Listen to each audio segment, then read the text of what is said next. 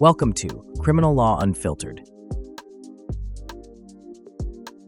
Welcome back to Criminal Law Unfiltered with Robert M. Helfend. Robert is the founder of Helfend Law Group and a criminal defense attorney based in Los Angeles with more than 40 years of experience handling serious criminal cases, including homicide and sex crimes and high-stakes federal indictments. The list goes on and on.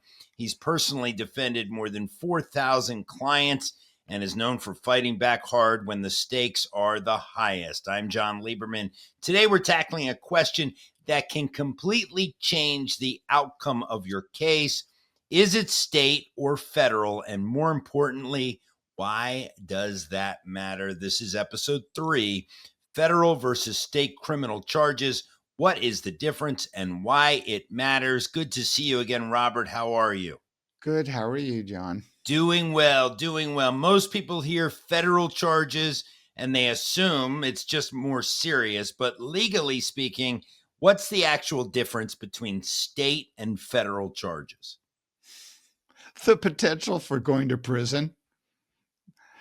Okay, there we go. Let's go move on. Federal cases, when you hear somebody say, don't make a federal case out of it, that really means something, because federal cases carry with them the potential to go to prison for quite some time. And for instance, let's talk about possession of child pornography. Okay, in certain counties, I can get you 2 years probation, sex classes, and that's it.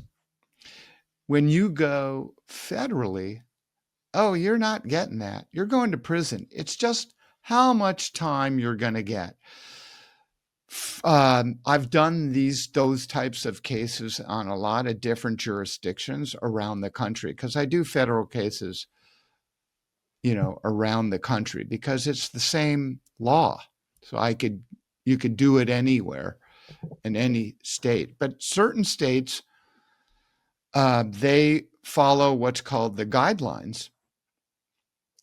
And a guideline sentence on the possession of child pornography can be quite severe.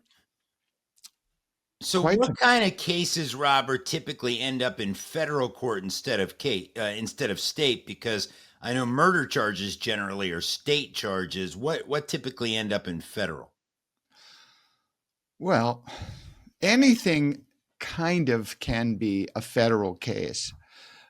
So a state case that's a grand theft can be a federal case, because in other words, for the U.S. Attorney's Office to make that a federal case, they just call it wire fraud.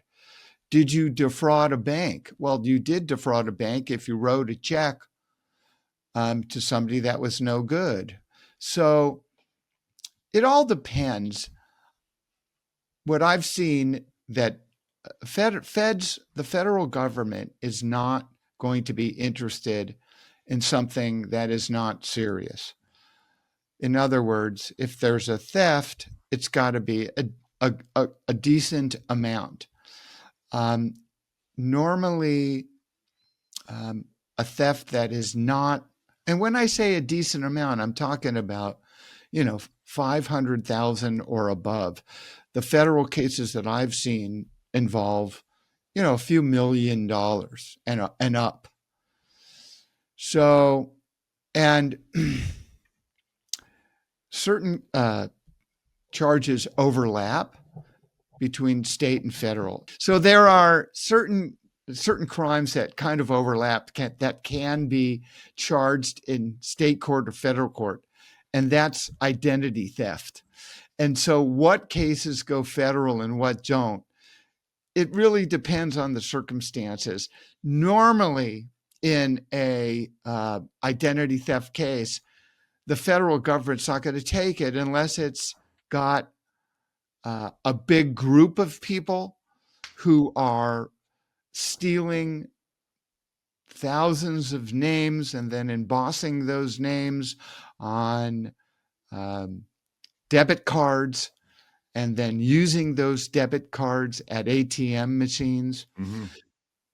That can go state and that can go federal. So there's a lot of different angles to it, but typically federal cases are just more serious. Like in child pornography, you have to have a lot of images versus going to state, like a state court case. Oh, I have 15 images.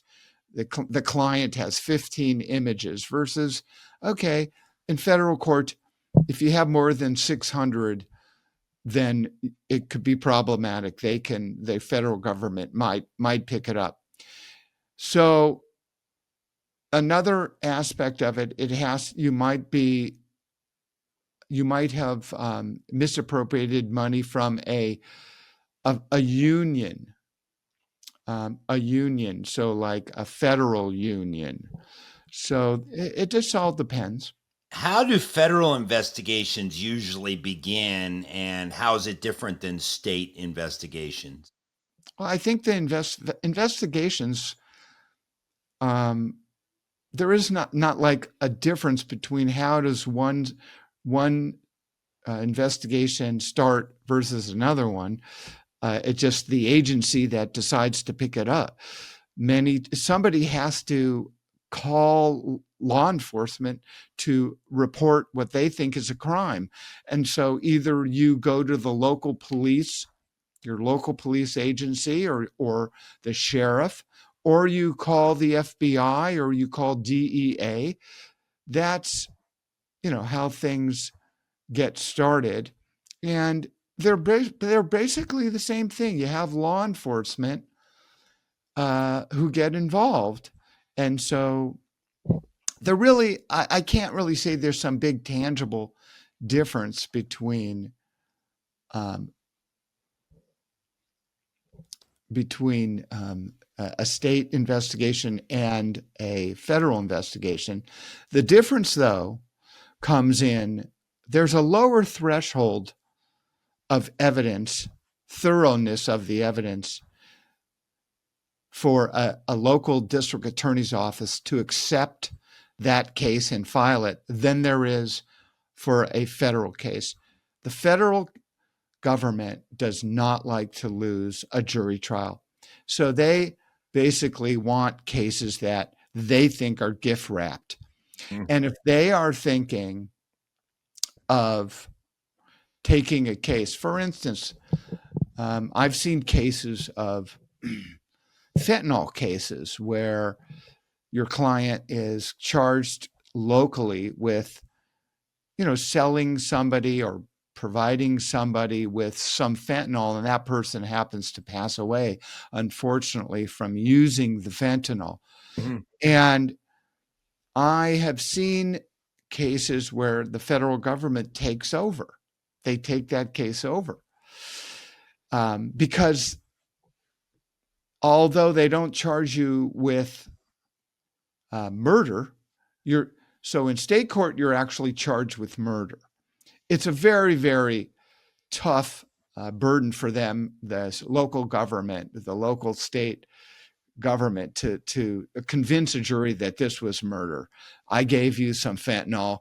You asked for it. I gave it to you. There's a lot of different ways that could go. Mm-hmm. If you asked the client to give you fentanyl and you gave them fentanyl, that's what they asked for, and then you took it, you weren't careful with it, but you happened to die, why would that be murder? I gave you, it's unfortunate that the client gave that to you, not saying it's not a crime, but it's not murder. Right. When the feds take that over, they charge you with distribution of a controlled substance resulting in death. And that is a 20-year mandatory minimum. But the point is, getting back to your point, which is the federal government will not take that case if you did a prelim. So in other words, that state case where they're charging you with murder, if you do the prelim, meaning that you're able to cross-examine their police officers. They're disinclined. They're not inclined to take that case because you've already had a crack at cross-examining the police officers and the detectives that made the case. So the federal government, meaning the U.S. Attorney's Office, will not take a case unless it's really ironclad, unless they know that they could win this case hands down. You mentioned, Robert, that in federal cases, many times the target of the investigation will get a target letter. Does that happen in state cases as well, or is it simply it starts with an arrest? How does that work? I don't normally no. I'm really thinking over 41 years, have I ever seen the sheriff's, contact a client and saying you're under investigation? Doesn't really work like that. You can be in the way that it would work on a state case is if you were involved in an accident and somebody was unfortunately passed away because of that accident. Then you know that there's going to be an accident investigation, and some way, somehow, law enforcement's going to have to notify you that a case was filed. So you don't get a target letter on a local level when the sheriff or a police agency is looking into some sort of an alleged crime. Okay. And before we let you go, what should somebody do immediately if they've been contacted by a federal agency like the FBI, like the DEA? What should they do? Well, that letter is basically telling them to contact this agent. And you need to know that federal agents are never working by themselves. They don't just decide to contact you. They're working with a specific U.S. attorney on the case.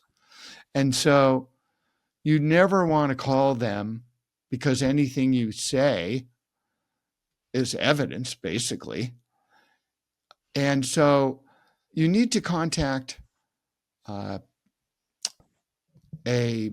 qualified and experienced federal defense attorney, because what happens is that, for instance, if I'm involved in the case, I contact that FBI agent or DEA agent and ask him, who's the AUSA? Who's the assistant U.S. attorney that's on this matter? So I could talk with them.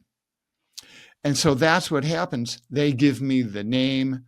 Sometimes that is actually, if you get a subpoena to appear before the grand jury, that's delivered or served on you, but is usually served on you by the case agent, by the DEA, by the FBI.